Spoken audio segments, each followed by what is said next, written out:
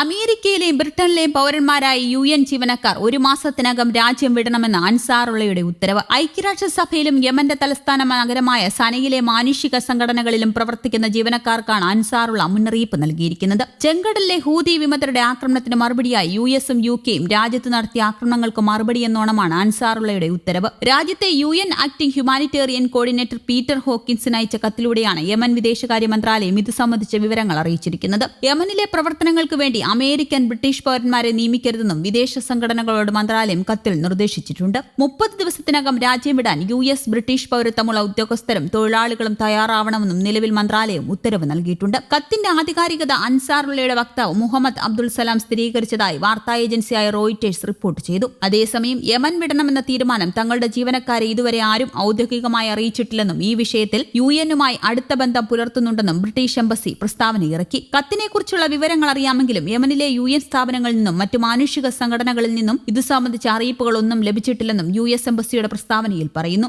ഗാസയിൽ ഇസ്രയേൽ നടത്തുന്ന അതിക്രമങ്ങളിൽ പ്രതിഷേധിച്ചുകൊണ്ട് യമനിലെ ഹൂതി വിമതർ ചെങ്കടലിൽ ഇസ്രയേലുമായി ബന്ധമുള്ള വാണിജ്യ കപ്പലുകൾക്ക് നേരെ വ്യാപകമായ ആക്രമണങ്ങൾ തൊടുത്തുവിടുന്നുമുണ്ട്. ഇസ്രയേൽ യുദ്ധം അവസാനിപ്പിക്കുന്നതുവരെ തങ്ങളുടെ പ്രതിരോധം തുടരുമെന്ന് ഹൂതികൾ വ്യക്തമാക്കിയിരുന്നു. അതിനിടെ ഒക്ടോബർ 27 ഗാസയിൽ കരയാക്രമണം ആരംഭിച്ച ശേഷം ഇസ്രയേലിന്റെ ഭാഗത്ത് ഏറ്റവും അധികം സൈനികർ കൊല്ലപ്പെട്ട ദിനമായിരുന്നു തിങ്കളാഴ്ച.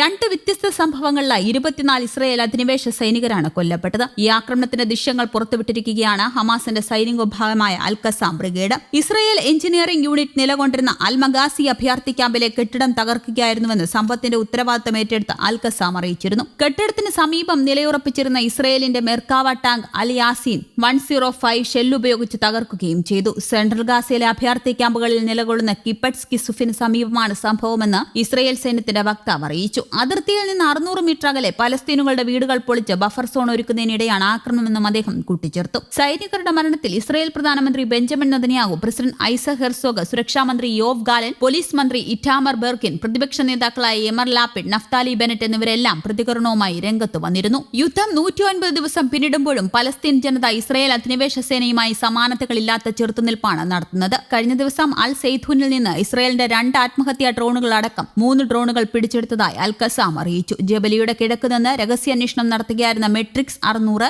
ഇസ്രയേലി ഡ്രോൺ പിടിച്ചെടുത്തതിന്റെയും ദൃശ്യങ്ങൾ പങ്കുവച്ചിട്ടുണ്ട്. കഴിഞ്ഞ ദിവസം 2 മണിയോടെയാണ് ഭീകരർ 3 മിസൈലുകൾ തൊടുത്തുവിട്ടത്. ഇറാന്റെ പിന്തുണയുള്ള ഹൂതി ഭീകരർ യമനിലെ ഹൂതി നിയന്ത്രണത്തിലുള്ള പ്രദേശങ്ങളിൽ നിന്ന് US ഉടമസ്ഥതയിലുള്ളതും കണ്ടെയ്നർ കപ്പലായ MV മേസ് ഡിസ്ട്രോയിന് നേരെ 3 കപ്പൽ വിരുദ്ധ ബാലിസ്റ്റിക് മിസൈലുകൾ തൊടുത്തുവിട്ടെന്ന് സെൻട്രൽ കമാൻഡ് എക്സിൽ പോസ്റ്റ് ചെയ്തു. ഒരു മിസൈൽ കടലിൽ പതിച്ചു. മറ്റു 2 മിസൈലുകളും കപ്പലിലെ മിലയിൽ വിരുദ്ധ ഉപകരണങ്ങൾ ഉപയോഗിച്ച് നശിപ്പിക്കുകയായിരുന്നു. കപ്പലിന് പരിക്കുകളോ കേടുപാടുകളോ റിപ്പോർട്ട് ചെയ്തിട്ടില്ലെന്നും അമേരിക്ക വ്യക്തമാക്കി. News desk Kerala Kaumudi.